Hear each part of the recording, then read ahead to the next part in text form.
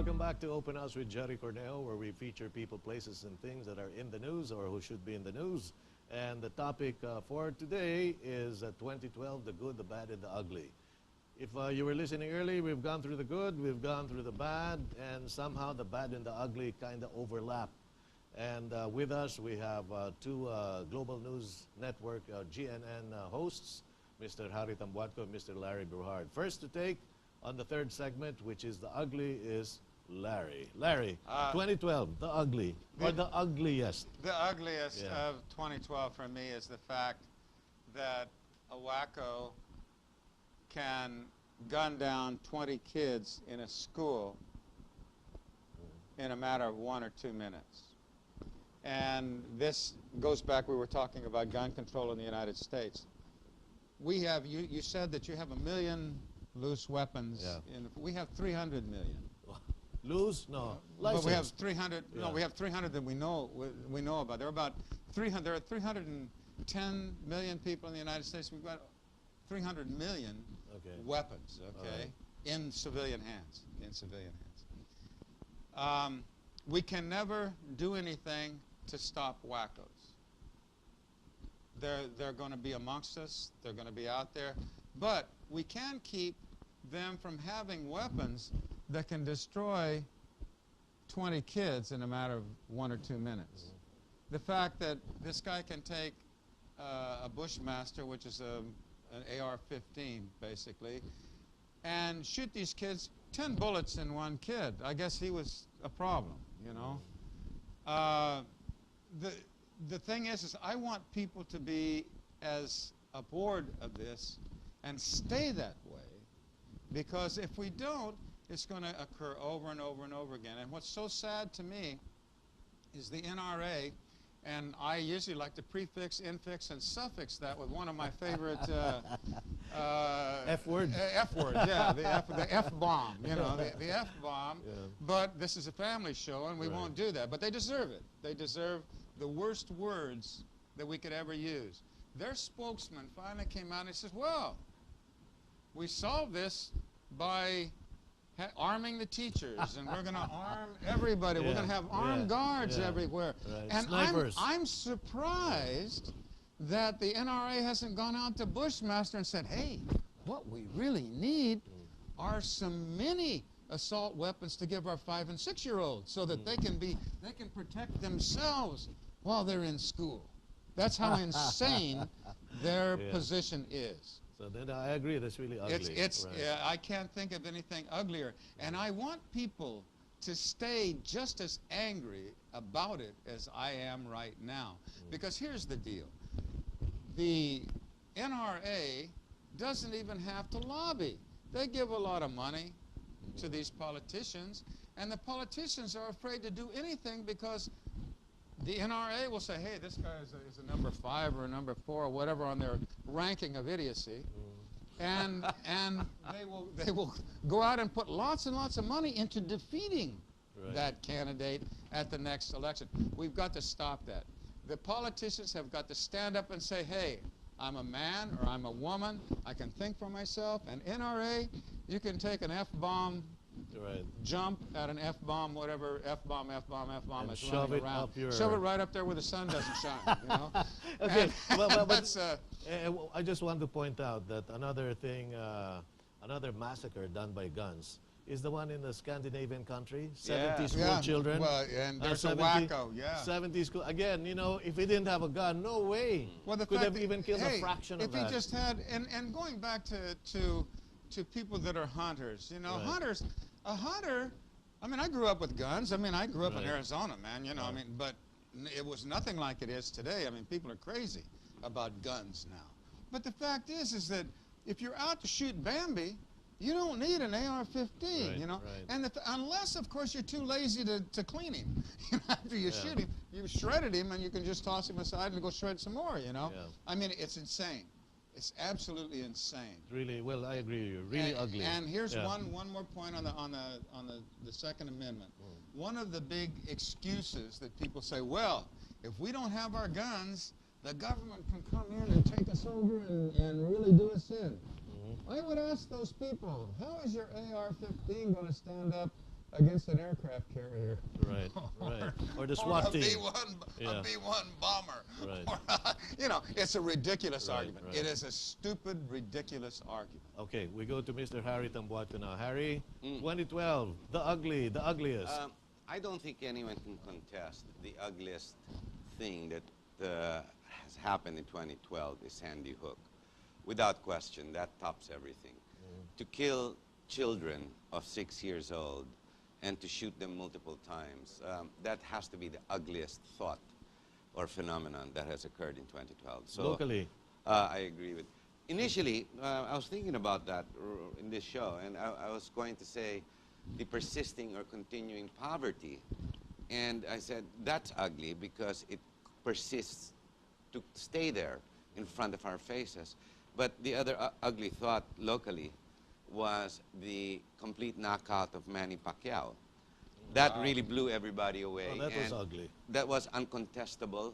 The guy fell. I mean, we can't say, even though we say that he actually won all the rounds, he actually was put to Knocked sleep. out. Yeah. I haven't seen a worse knockout. Yes, I've never seen it.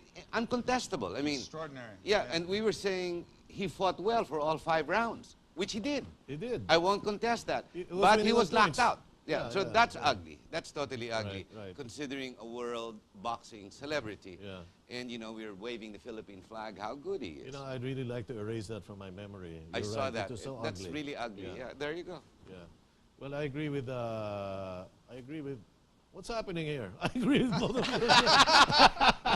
You know, Harry, I'm afraid that Jerry's not going to have us on anymore. He wanted us to be contestable, you know. No. It's or just that. contemptible, maybe. Yeah. You know, I don't No, know. I mean, we're talking That's, about politics and religion, and we yeah. agree. You know. Well, at least we put them in the same category. Right. Oh, you know, sure, the good, the sure, bad, and the sure, ugly. sure. So I agree with that. The ugly was the Sandy Hook, and the ugly is also the poverty, and the ugly is also Manny Pacquiao. Yeah, You know. bad memory. Oh, I want to erase that. You know, I wasn't watching because I already was getting turned off by the good congressman, the good boxer, the preacher. So was whatever, I, actually. whatever I he didn't is. even watch it. But I was on the blog. I was Yes. keeping, you know, I said, I'm not going to spend money or time, you know. Well, since I was on the computer anyway, I'd watch the live blogs. Right. And so, you know, Marquez's nose is broken, he's got a bloodied face, and then Pacquiao is down. He's not moving. I said, what? He's not moving. It's all over. He's knocked out and he's still down. Okay, so that was bad. And that was ugly. Yeah. Now, another ugly thing for me, and this actually is heartbreaking, but I don't think anything is going to happen to fix this until after the elections anyway.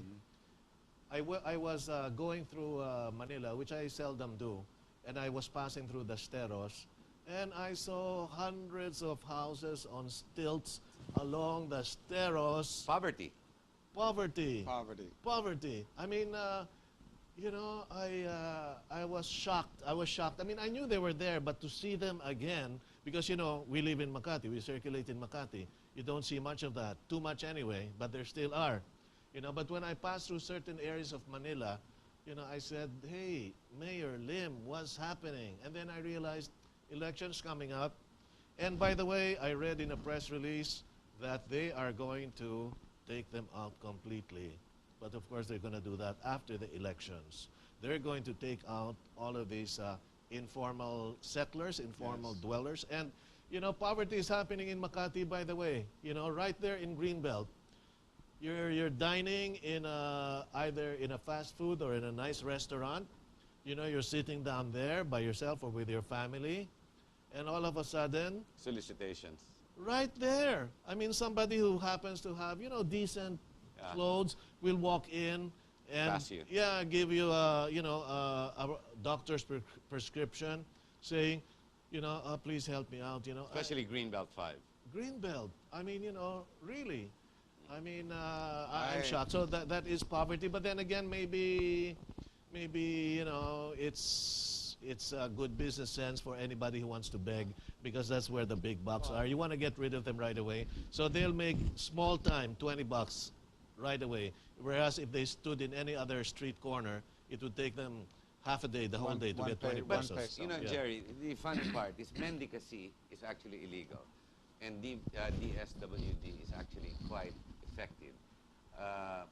They're with it. They're pretty much on the beat, except that the recurrence or the how the poor is mutating. You really can't even blame Mayor Lim. You have to remember Manila is the host of the boats that come in from the Mindanao and Visayas region. For example, if you meet the Muslims in Quiapo area, the reason they have all congregated there is because they've been running away from the rebellions and the fighting and whatnot. And then you've got foreign direct investment, which should be our solution to generating jobs, labor, work. The problem is, this country, we don't accept foreign direct investment, which is why what have we received for 2012? I think a little over $1 billion. And the next worst country that received was Indonesia, which is about 20+ billion dollars, and Thailand, which goes up to 60 billion. Why? Because here in the Philippines, our constitution does not allow investors to come in, be it in broadcast, be it in education, be it in mining or whatever. We just don't allow them. Our constitution says no to foreign direct investment. And without foreign direct investment, you're not going to build huge employment opportunities. Now, as far as the poverty that persists, whatever economic plans you have laid down, unless you build employment, jobs is what they're saying, like in the States, this is going to persist. Manila will always host all these migrants coming in from the south. And that's basically the problem. And then you've got that very ideal setup right in front of the port where they come down, Baseco area, right? Yeah, yeah. You have the high density of poverty not in the rural area, only in the urban area. We have very high density of poverty in this area. You also have to remember, it is also a business. Okay. So, Harry?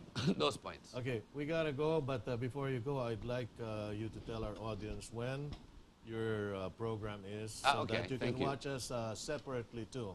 You know, so Harry, Yeah, when is your program? The schedule? If you're home, you're in front of a TV, I go on Mondays at 8 o'clock at night, and again a replay at 11, and again at 8 o'clock in the morning, Tuesday morning. That's every Monday. Talk to Harry. Talk to Harry. Talk to And Harry. Larry? Okay, and I have a CSR program for the public good. It's on Wednesday night, starts at 9 o'clock.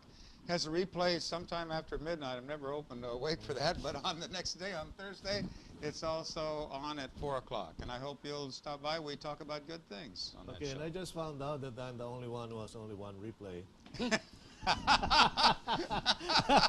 My program is every, like today, it's every Thursday, 7:10 p.m., and the following day at 7 in the morning. Okay? So I don't mind, you know. You don't have a replay? No, I have a replay the following day. Yeah. 10 Like tomorrow, Friday. You have at 10 o'clock. I do? Yes.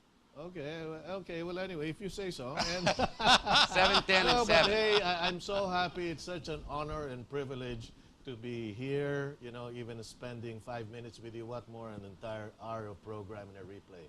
I'm really very grateful from the bottom of my heart, you know, to the management of GNN and for Mr. Harry Tambuatco here, who got me started in this program. We started out in another TV show, and we all came back here thanks to Harry Tambuatco, who was also acknowledged by Mr. Philip Chen during our party. And Larry, you were here because I of got here because the of man. Harry. I'm All here right, because there of you go. Harry, too. You Our know? godfather. Our godfather, you know. Okay. Our godchild, maybe. So anyway, thank you very much, Harry and Larry. Thank you. And Happy New Year, Jerry. Happy Happy New Year, Jerry. everyone. And everybody out there. To all of you yes. people out there, again, we are on UHF, Channel 46. Channel Free 46. TV. So you don't have to have cable TV to watch us, especially those people in the provinces. So tell your relatives and friends who are out in the provinces, no cable, tell them just switch their TV sets to Channel 46 and you'll get all the wonderful programs here on GNN. I'm Jerry Cornejo. Until next week for Open House, this program. I love you. God bless you. Take care.